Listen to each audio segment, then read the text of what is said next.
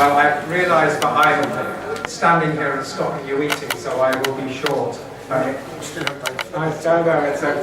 will be short anyway. So it's an absolute honour to be here and join you tonight.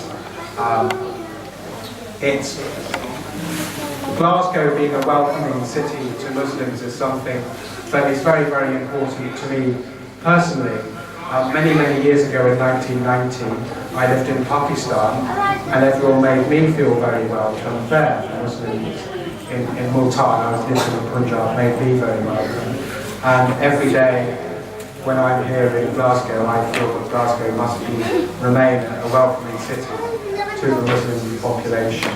It's a thing of great pride to me, absolute pride, and something point I've made in Parliament on a number of occasions, that our Muslim population plays such a vibrant role in our city, with all the good works and kindness that you show in terms of public service. As my friend here has been a councillor for many years in Glasgow, in all sorts of ways.